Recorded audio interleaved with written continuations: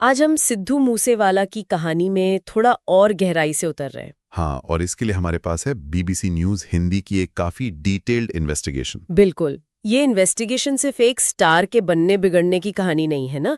ये पंजाब के मूसा गांव से निकले एक कलाकार के ग्लोबल स्टार बनने और फिर दुखद अंत की परतें खोलती है। सही कहा। मतलब ये सिर्फ एक सुपरस्टार की कहानी नहीं है, ये दिखाती है कि कैसे पंजाब का संगीत उद्योग, हिप हॉप का असर और वो जो संगठित अपराध का जाल है, हाँ, वो कैसे आपस में उलझ सकता है। और कहानी में उनके करीबी दोस्त, सहयोगी और कुछ चौंकाने वाले अंदरूनी सूत्र भी हैं। अच्छा।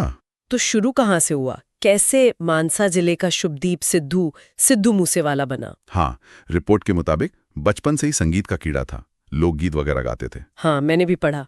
लेकिन एक किस्सा है ना, वो गीतकार वाला, जब किसी ने उन्हें नीचा दिखाया। हाँ, तो उन्होंने ठान लिया मैं अपने गाने खुद लिखूंगा। क्या बात है! वहीं से एक तरह से शुरुआत हुई। बिल्कुल। और यही जुनून उन्हें कनाडा ले गया, ब्रैम्पटन। हाँ, ब्रैम्पटन उस समय पंजाबी संगीत का गढ़ बन रहा था वहाँ। एकदम।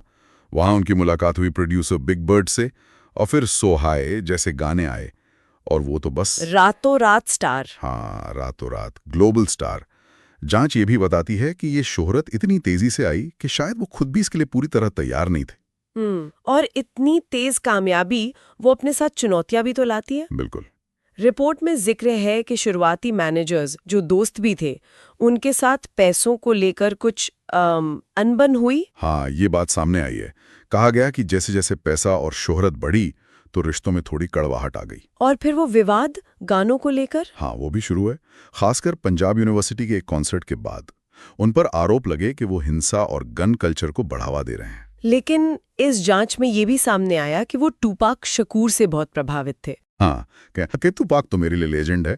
उनका मानना था कि भाई हिप हॉप कल्चर उनके संगीत का हिस्सा जरूर है, पर असली समस्या संगत है, न कि संगीत। उन्होंने अपना बचाव भी किया था ना। कहा था कि हिप हॉप सुनते हुए बड़े हुए पर। हाँ, कहा था कि कभी गोली नहीं चलाई या ड्रग्स नहीं बेचे। मतलब वो अपनी इमेज को लेके काफी सजग थे, लेकिन साथ ही उस कल्चर से जुड़े भी थे। पर यहाँ कहानी एक गंभीर मोड़ लेती है। हाँ, इन्वेस्टिगेशन इशारा करती है कि ये सिर्फ गानों की इमेज या विवादों तक सीमित नहीं रहा। 2018 से उन्हें असली धमकियां मिलनी शुरू हो गई थीं। बिल्कुल। रिपोर्ट में एक अनाम सूत्र का जिक्र है जो खुद गैंगस्टर वर्ल्ड से जुड़ा बताया गया है।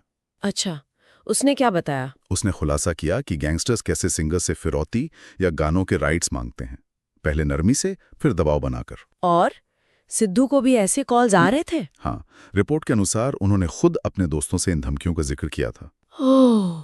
बताया था कि ये धमकियां आ रही हैं। यहाँ तक कि लॉरेंस बिश्नोई का जेल से फोन आने की बात भी कही थी। लॉरेंस बिश्नोई जेल से? हाँ, और इसी कड़ी में विक्की मिड्डू खेड़ा जैसे छात्र नेताओं का नाम भी आता है। हाँ, उनका जिक्र भी है, जिनका गैंग से कनेक्शन बताया गया और जो लॉरेंस बिश्नोई और गोल्डी बरार से जुड़े थे। हाँ, जांच में मिड्डू खेड़ा को लॉरेंस के काफी करीबी के तौर पर दिखाया गया, तो ये मामला और भी पेचीदा हो जाता है। और फिर 29 मई 2022, वो दिन जब उनकी हत्या कर दी गई। हाँ, Canada based gangster Goldy Brar ने सोशल मीडिया पर जिम्मेदारी ली। लॉरेंस बिश्नोई गैंग का नाम सामने आया। पंजाब पुलिस ने इसे आपसी रंजिश का मामला बताया। लेकिन इस इन्वेस्टिगेशन को करने वाले पत्रकार का कहना है कि हत्या किसने की ये शायद अब उतना बड़ा रहस्य नहीं रहा। तो फिर असली सवाल है क्यों हुई। रिपोर्ट बताती है कि इंडस्ट्री में और आसपास डर का माहौल है, लोग खुलकर बोलना नहीं चाहते। समझा जा सकता है। हाँ, लेकिन ये कहानी कहनी जरूरी थी। ये भी तो चौंकाने वाली बात है कि गोल्डी बरार ने खुद उस पत्रकार से संपर्क साधा था, कुछ बताने का वादा करते हुए। हाँ, ये भी एक एंगल है। और एक और परेशान करने वाली बात जो सामने आई, सिद्धू ने कथित तौर पर अपने करीबियों से कहा था, क्या? मैं जब मरूंगा गोलियों से मरूंगा, जैसे उन्हें कहीं ना कहीं अंदाजा था। ओह, ये तो बहुत बहुत डिस्टर्बिंग है।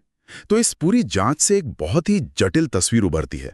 एक तरफ मूसेवाला का अपनी जड़ों से जुड़ाव, उनका संगीत, उनकी बेहिसाब शोहरत, और दूसरी तरफ पैसा, गैंग्स, धमकियां और अपराध का वो अंधेरा।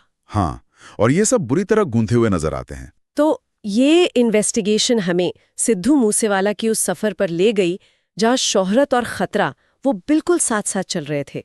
गांव से ग्लोबल स्टेज तक, संगीत का जुनून, विवाद और आखिर में गैंगस्टर वर्ल्ड के साथ वो जानलेवा टकराव। और हत्या का क्यों, वो अब भी एक बड़ा सवाल है जिस पर पूरी तरह से पर्दा नहीं उठाए, जैसा कि रिपोर्ट इशारा करती है। कई परतें हैं, कई कोण हैं। बिल्कुल। और ये हमें सोचने पर मजबूर करता है, जैसा कि ये इन्वेस्टिगेशन भी कहीं ना कहीं पूछती है कि जब कोई कलाकार अपनी पंजाबी जड़ों और ग्लोबल हिप हॉप कल्चर दोनों को इतनी शिद्दत से अपनाता है, हाँ। और वो भी एक ऐसी जमीन पर जहां गैंगस्टर सिर्फ गानों के बोल नहीं बल्कि एक कड़वी हकीकत है, तो क्या ये टकराव, क्या ये टला जा सकता था?